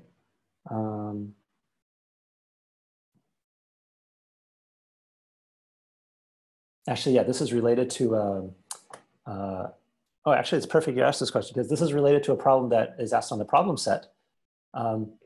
If you're given an arbitrary matrix of size 2 to the n by 2 to the n, and you want to find what's the minimum eigenvalue or the minimum eigenvector, well, you have to do, you have to do some huge computation on this 2 to the n by 2 to the n matrix, right? So the amount of computer memory that you would need to use in order to solve that would be at least 2 to the n, right? At the very least, to write down this whole matrix. But the claim is if you have a local Hamiltonian, right? So each term only acts on a few number of particles at a time. You can actually solve this problem using a small amount of space, polynomial space. And locality is very key here.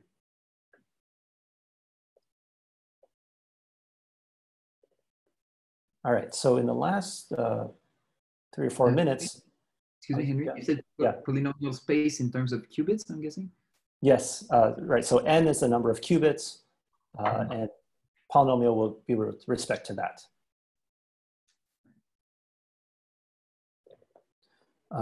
Okay, so I just wanted to mention, I've just talked about what Hamiltonians are. I'm just going to end by giving some examples of local Hamiltonians.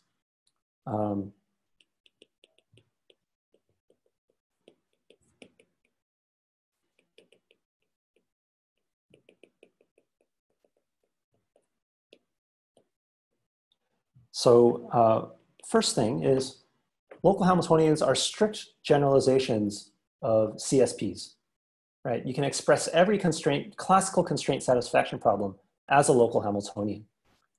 So for example, this max cut problem that I described, I mean, remember I described it as, one way of viewing it is you have a bunch of magnets on vertices of a graph. And this is actually, people think about this. This is in the physics literature, this is also known as the classical Ising model.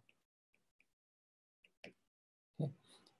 So, you have a graph that has n vertices, and I can write down a Hamiltonian that encodes the solution to the max cut problem in the following way. So it's going to be, you're going to sum over all edges in this graph. So let's say you have an edge which connects vertex u to v. And I'm going to have a Hamiltonian term for those pair of vertices u and v. That's going to be this polymatrix zu tensor zv. Right? And there should be identities here, but I'm just going to leave it off because it's more understandable. So this is a local term that acts only non-trivially on qubits u and v. And I'm going to sum up all of these terms. This is going to give me the max cut Hamiltonian.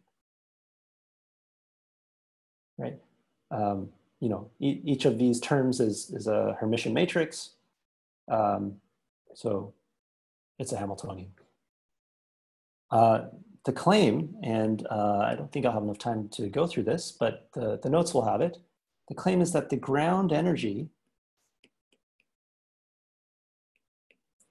of H, the ground state of H is going to be a state that gives you the optimal partitioning of vertices into left and right that maximize the number of edges cut.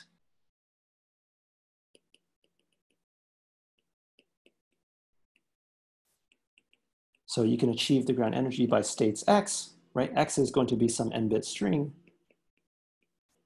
such that X specifies an optimal solution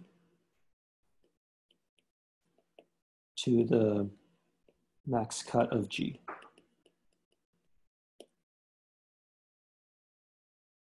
Okay.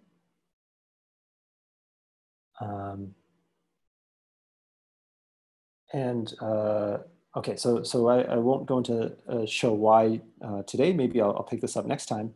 And I'll write one more Hamiltonian down. So this Hamiltonian I wrote down is what I call a classical Hamiltonian, right? Because it encodes this classical problem. And also, each of these terms commute with each other, right? They're all in the standard basis. Like if you look at this matrix and you diagonalize it, it's diagonal in the standard basis. So there's really nothing quantum going on. But let me write down a quantum Hamiltonian where there's some actual quantum effects.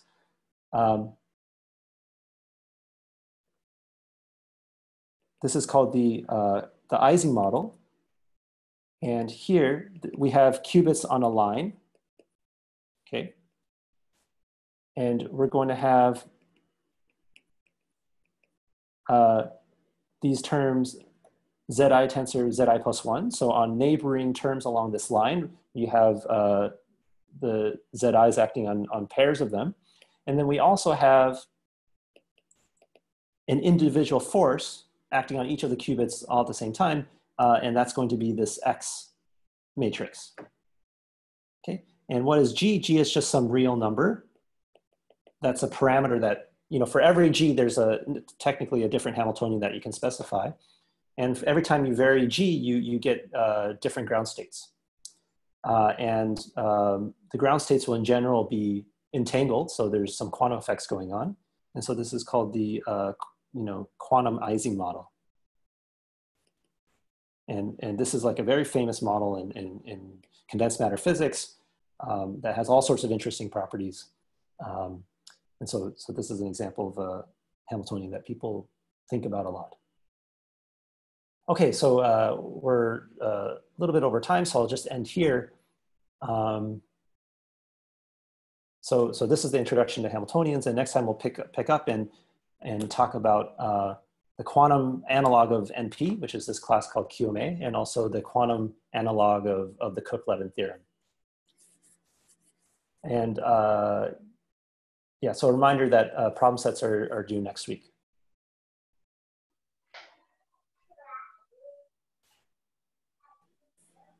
And yeah, so people are free to go, and I'm also happy to answer questions for the next 5 or 10 minutes. Can I ask so, sorry. Oh, sorry. So no, in the proof for Cook-Levin theorem, do we really use the K localness? Because when we build up the 2D grid, I don't see that we really use the localness K. Oh yeah, so I kind of hand wave that. Let me go back up to the, where is locality being used? And this is where things get kind of, well, let me do the easy situations. Let's do talk about the starts okay check, right? So what are those constraints? The constraints would be, say this part of the grid has X written down, because you want to say that the algorithm gets X as input, right? So to enforce this, you just have a constraint saying the first bit of this cell should be X1, the second bit of this cell should be X2, and so forth. And all of those will be one local constraints, for example, you can put down. Similar to here, when you're saying that all these should be 0, it's the same case. You just say, oh, each of those bits should be set to 0. Here you want the state of the algorithm to be in the initial state, and you want like the head of the Turing machine to be, say, in the leftmost position. That's also a local constraint that you can impose, right? The more complicated things, but maybe, yeah, I'm just going to claim, and then maybe you can just think about it, is that the evolves okay is also possible to encode in a local way, right? Basically, in any true tableau, if you compare snapshots, only a few places are going to be changed at each time. Like you're not going to see 2 snapshots where, half of the bits are going to be different. Right? Like the head only moves a little bit and then changes one symbol here, and then that's one step. Right. I see. Thanks.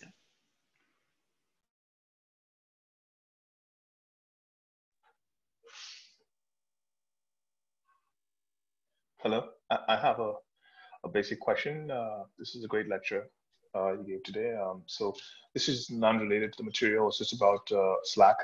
Whenever I try to access the Slack group, I get an error message. I'm on Android A70, and it just bumps me back to my email client. I don't know if you have a whitelist of email addresses or a group to access the channel, or if we should all be able to access it with any email address. I think it should be possible. I mean, maybe you can send me an email and I can try to add you manually. Okay. I think I've seen some people join without a U of T email address. Okay. But yeah, we can maybe try to diagnose this like over email. I'll send you an email. Thank you very much. Yeah. Yeah, I joined with the Waterloo email. Oh, cool. Great. So yeah. Okay, thanks. Okay, can I ask a question? Yes, please. Again, so it's not exactly related to what you taught, so what you talked about today. But so like when you're talking about the Hamiltonian terms and like the corresponding like classical dictionary when you're talking about that. So or like in terms of the graph edges and vertices, right? Mm-hmm. So like is there a way of I think it was the constraint which meant the Hamiltonian terms, right? So like when you're actually implementing these on a quantum computer or something like that, you is there something of an equivalent in a classical sense when you're talking about the orderings of Hamiltonian terms? So like when you implement the Hamiltonian on a quantum computer, because it literally like as from the dictionary you say it just implies the constraints, right? Mm-hmm. So when you're solving, let's say, a classical constraint problem, does the ordering of the constraint on which like you're solving this problem have an effect, or how do you deal with that? Mm-hmm. Well, I guess even in the quantum case, there's no Hamiltonian doesn't specify any ordering to the terms, right? Yes, exactly. Yeah, so like that. Right. So like people have just like there is not analytical proof or something like that. They just came up with some ordering which work for some cases or something like that. So where do you see the ordering? Oh, so like you can just do the ordering by the magnitude of the Hamiltonian terms or something like that. So there are like certain orderings that works, right? Do you mean like from time evolution of the? Oh yes, yes. Oh, I see. Okay, so yeah, right. When you're doing time evolution, so here, yeah, we haven't talked about time evolution. Time evolution, yeah, when you do like trotterization, like you have to.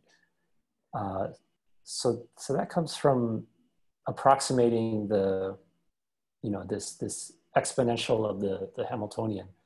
That this doesn't really come up in. This doesn't come up in the classical case because all of the Hamiltonian terms commute. So you can order it anyway. Okay. Whereas the reason that ordering matters in the quantum situation is because the terms HI don't commute with each other. Okay. Yeah, that's true. Yeah. Thanks. Uh-huh.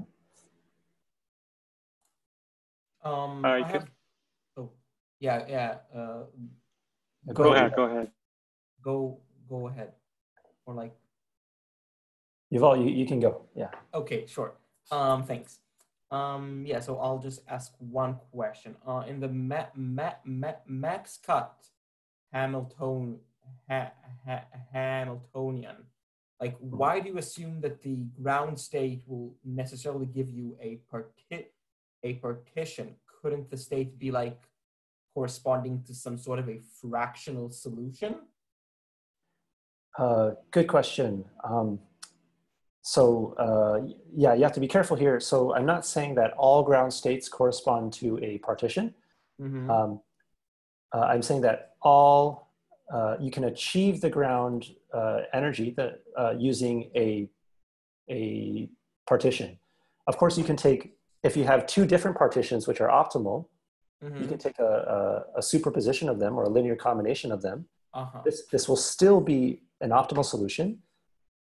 You can think of it as basically like a mixture of deterministic solutions of partitions. So you're saying that there exists like an integer solution. Yes. Okay, sure. Thank you. Or there's a basis for the ground space that is spanned. There's a basis that is spanned by the what you'd call integer solutions. Mm-hmm. Yeah. Okay, sure. Thanks.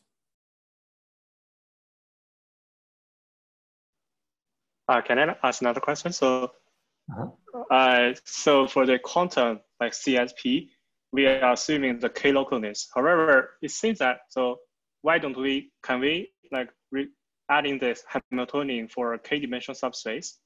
Because in quantum like setting, with that the qubit become a Hilbert space. So actually we can use a subspace instead of like K qubits, such as, because in classical setting, it's impossible because there are only 0 or 1s. It's not a Hilbert space.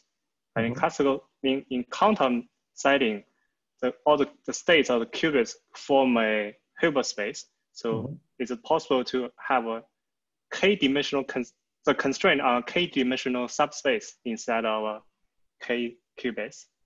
Oh, yeah, that's a very interesting question. You could do such a thing. I mean, this would still be a Hamiltonian, but you're using a different notion of locality. I mean, the reason it's called local is because, you know, we're thinking of, you have n qubits in space, and you want to only talk about constraints on nearby ones. Whereas if you have a constraint on some, like you have n qubits, but then you want to insist that all of the n qubits lie in some k-dimensional subspace. This is something that's more global. You're saying that all of these qubits have to lie in some, you know, here's the analogy. It would be saying that in the classical case, if you have n Boolean variables, you're saying, I want to insist that these n variables have to come from a set of k different strings.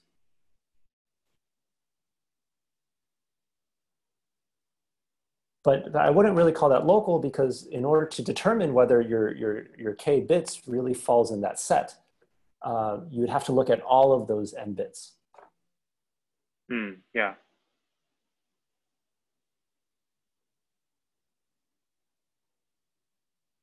Yeah, so. Yeah, I see. Thanks.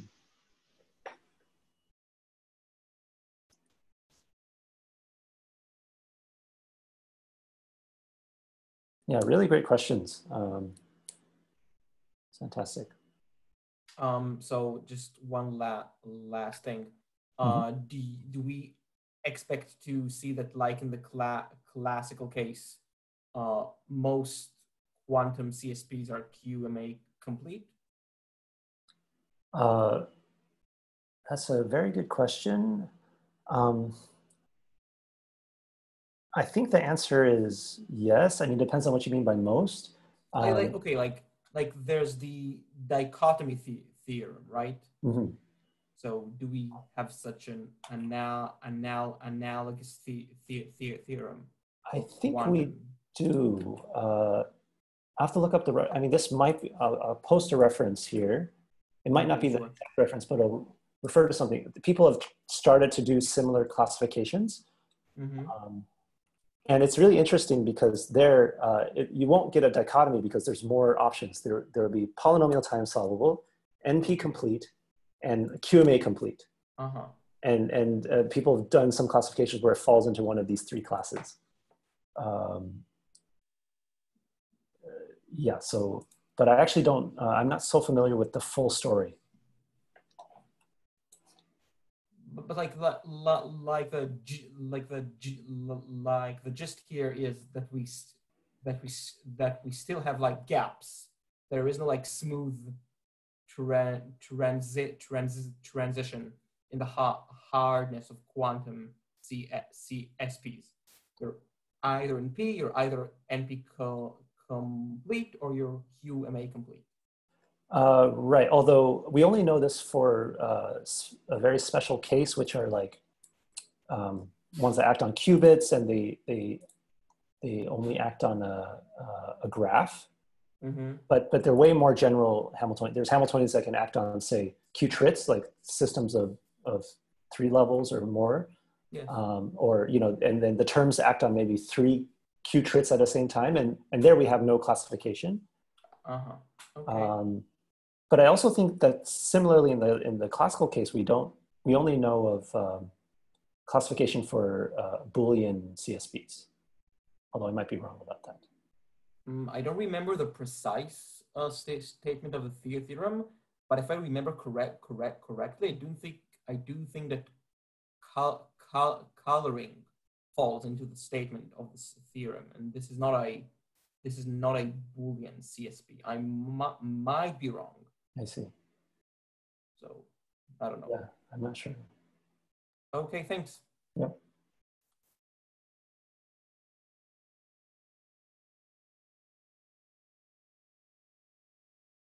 What time is it for you over there? Here it's 1:01 a.m. Oh my goodness. Late. I'm impressed. So, thanks. Yeah. Yeah, I guess yes. Like I'm learning to slowly adjust to Eastern times, to Western times for me. Right, yes. right. Cool. So let's not keep you up any longer. Okay. But yeah, if people have more questions, just post on Slack and we can all discuss together. Okay, sure. Thank you. All right. Thanks a lot, everyone. So talk to you all next week.